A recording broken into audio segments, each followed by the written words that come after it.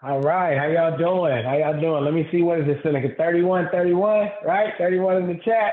All right, let me see 31, 31 in the chat. Thank you, Seneca. Thank you, Jeremiah. Thank you, Naya, for putting this thing together. Thank you, students, for all being here today. Taking a little bit of your holiday to get up early and get a little game. I am Kevin Ferguson, aka Mr. Great Day. As you guys can see, social media is MRGR8DAY on Instagram, and then Mr.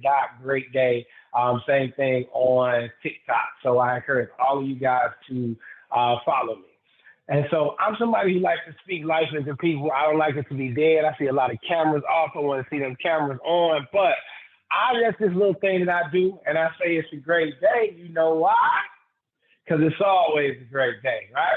So I want y'all to drop that in the chat. It's a great day. You know why? See, y'all, come off mute. Come off mute. I need some energy, y'all. I mean, I need some energy here. It's a great day. It's always a great day. Always a great day. There it It's a is. great Always a day. great day. It's always a great day.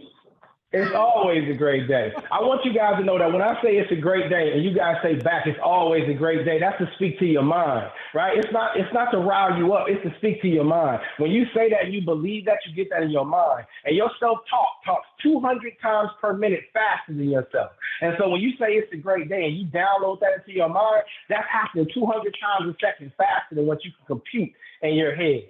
And so when I say it's a great day, you say back, it's always a great day. What you don't understand is that when you go to the store and you hear somebody say, oh, have a great day, in the back of your mind, you say it's always a great day. So what I'm doing is I'm programming your mind to have self-talk to create a great day every day. So it's not just something that I say. This is to speak to you and to speak life to you. So I jumped on here today to talk about the mindset of a leader. Right. And so when, as you guys can see, I'm big on mindset. Right there, I'm leading you guys to think it's a great day. It's always a great day. I want you to always have a great day. And so a little bit about myself. I come from South Side of Chicago. I was born in Southside Mercy Hospital. I come from a tough neighborhood, you guys. And as Jeremiah said, environment is everything. When I was a little boy, my mother had schizophrenia, and my dad was an alcoholic. So much so that my grandmother couldn't take it anymore. My grandmother took me from my parents. But when she took me from my parents, she recognized that the environment that I was in was not going to help me grow. She recognized that the seed that was going to be planted wasn't going to grow in that desert, right, Jeremiah? It wasn't going to grow there. She recognized that she had to move me to a different environment. And so that's what she did. And when she moved me to an environment, I was able to see things, and my mind was able to shift because I was exposed to things that normally I wouldn't have been exposed to had I stayed in my environment. So as I was out in the suburbs, I learned a lot, and I went to church, and I really picked up a relationship with God. And during that time, I was bad. When I say bad, I mean, think about it. I'm a little kid, 2 years old. I got to be 13. My grandmother is, 45 years older than me. So she ain't nothing. She ain't tough. I'm a grown man. I'm running things at 13. And I'm a terror. I'm ripping and running. I'm throwing desks at teacher. I was messed up, y'all. When I say messed up, I was messed up. And I was ripping and running through the church one day, and there was a pastor by the name of A. Craig Barnett. And what A. Craig said to me is he said, he stopped me one day when I was running. He said, hey, little boy, little light-skinned boy, little Sinbad. That's what he used to call me. And I used to stop and I said, what? Now think about how disrespectful that was.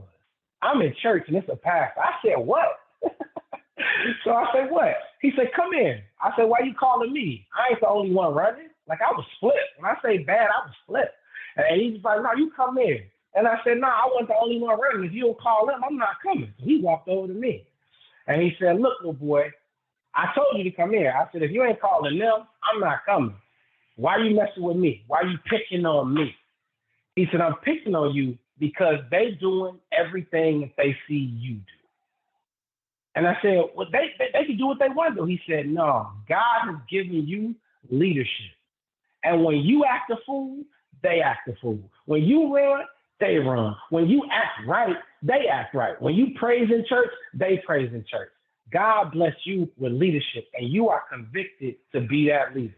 So I'm coming to you, not them, because I know if I get to the leader, then that can change everything.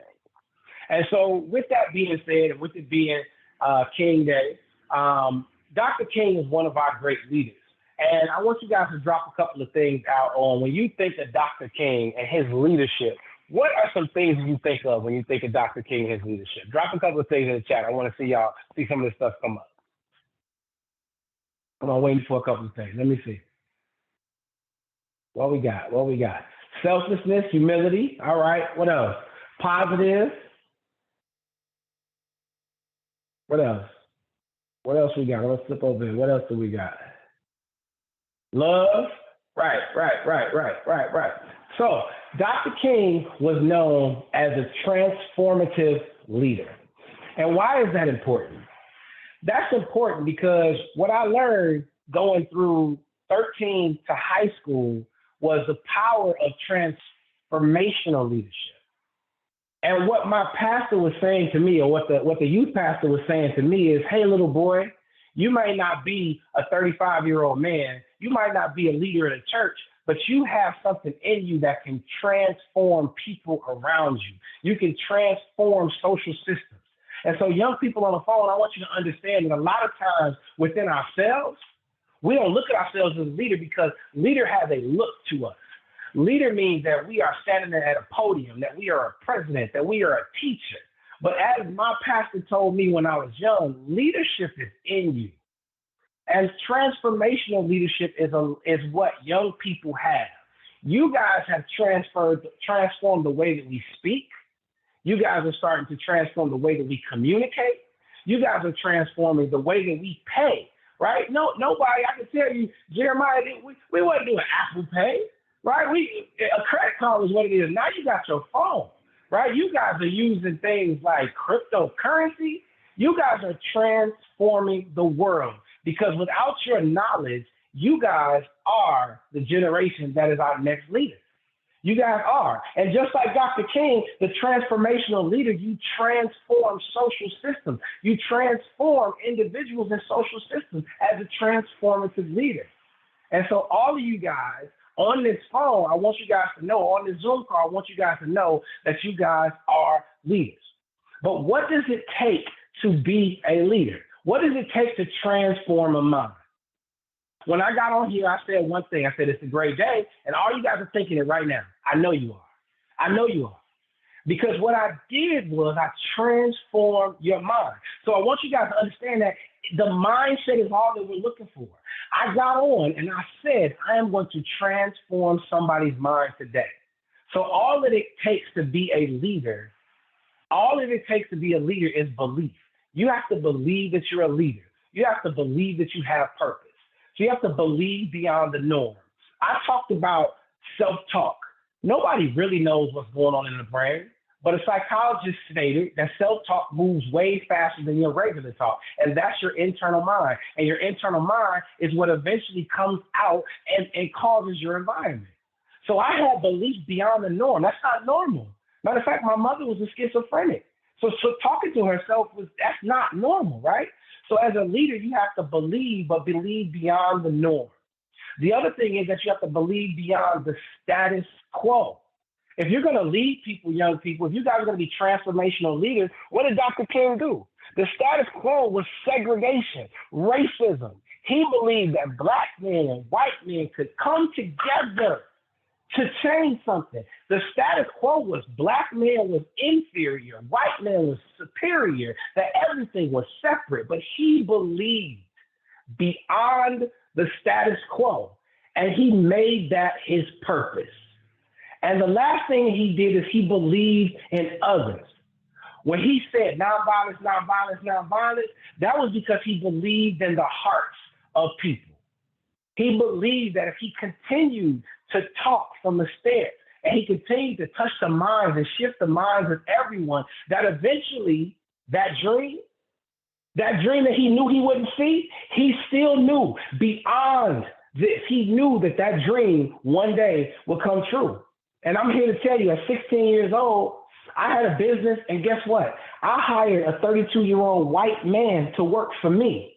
If that isn't Dr. King's dream, I don't know what it is. If that's not transformational, I don't know what that is. And so Dr. King has a quote, and I'm going to leave you guys with the quote. And his quote is, if you can't do great things,